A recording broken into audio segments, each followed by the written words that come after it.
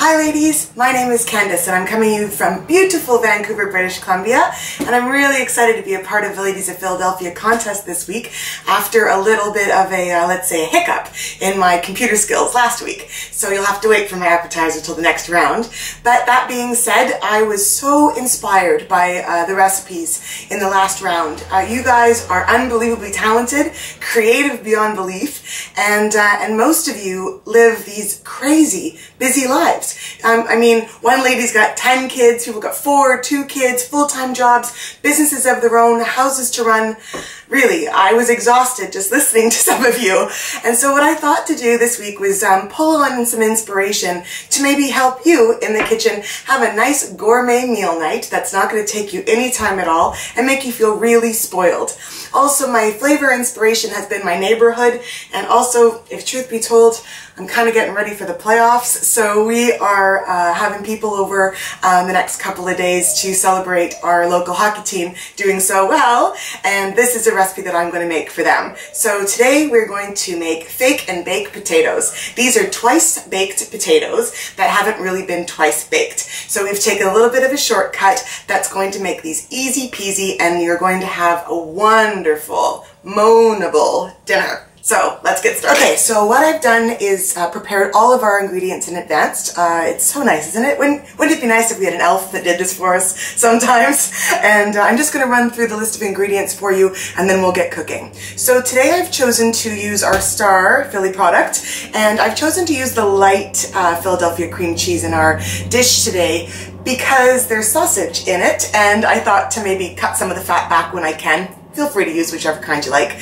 And what I've done is I have taken the casing off of 2 chorizo sausages, which are a Spanish-Mexican style of sausage that I'm going to just fry up in the pan and break up into nice small pieces. Then what we have is about 1 very small yellow pepper, or half of a big one, chopped up fine. Another small half of an onion, and we're just looking for flavor to go inside our potatoes, so we chopped it up nice and small again. I've also added a bit of protein, so we've got some wonderful black beans that I've just simply rinsed, and it's about ½ a cup. I've got ½ a cup of our Philly Light, ½ a cup of freshly chopped cilantro, and also about 2 scallions that I've just finely chopped there with the green parts as well, because that's what I like. And for our seasonings, we're going to have 1 teaspoon of cumin, and we're going to have 1 teaspoon of crushed garlic, as well as 1 teaspoon of chipotle hot sauce. If you don't have chipotle hot sauce, fill in the blanks, use whatever you like. I just really like the smoky flavor that chipotle gives, so that's why I use this. I don't know if you can see it, but I've got 1/4 teaspoon pepper and about ½ a teaspoon of salt. And that is, as they say, it. Now, what I've done to get my potatoes ready, which is the fake and bake part of this dish, is that I microwaved my potatoes on high for 10 minutes. But make sure, ladies, if you've never microwaved a potato before, first time I did this I was in college, bad. So please poke this little guy with a knife or a fork generously a few times before you put them into the microwave so it doesn't go boom. Okay, so then after that 10-minute period of time in the microwave, I rubbed them very lightly with a little bit of olive oil, and then I threw them in a super hot oven for about 10 minutes. And what that does is it takes the moisture out of the skin, and I find it kind of gives you that fake and bake quality, and without taking an hour to bake in the oven. So that's what we've done. So I'm going to next show you how to prepare the potato, and I'm just going to get myself all organized here, and we'll be right back.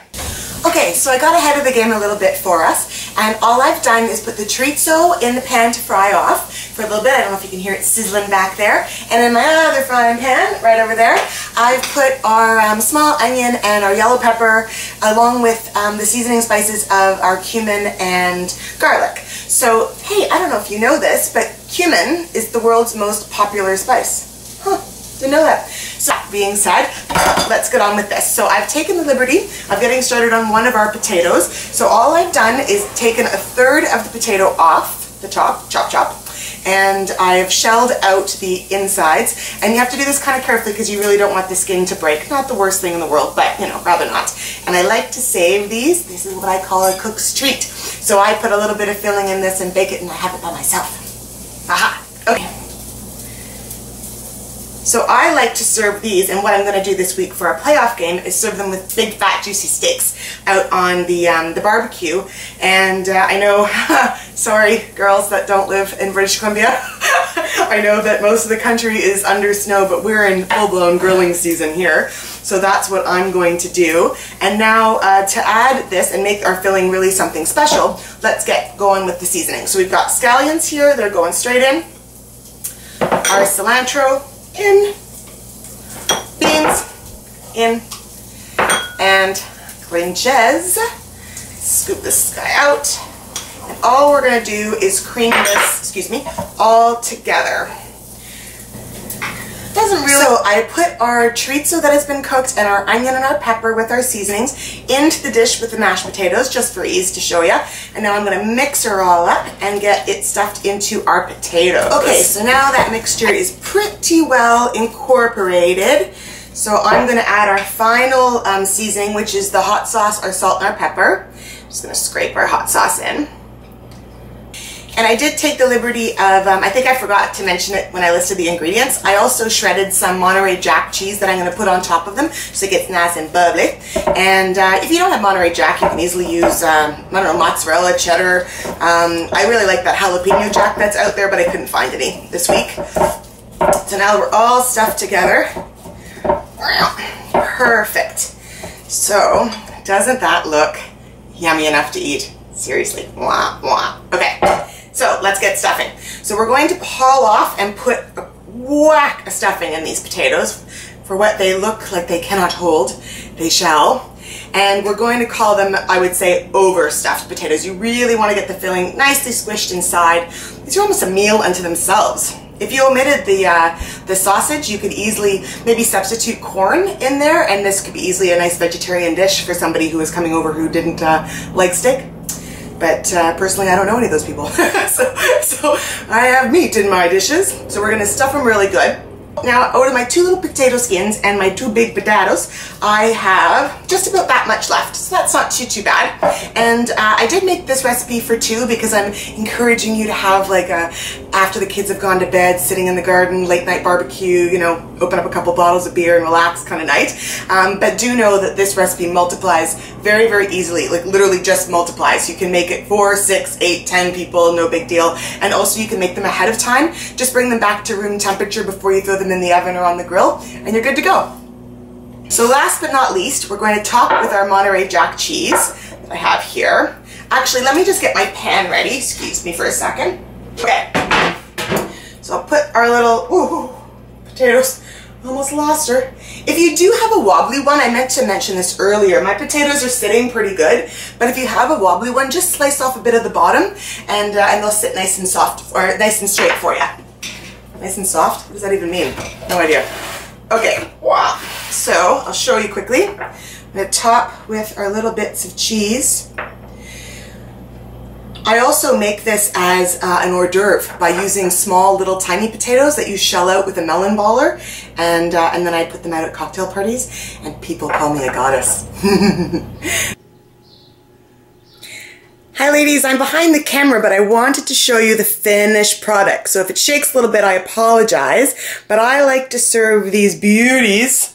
Look at that. Like, how hungry are you? Ooh.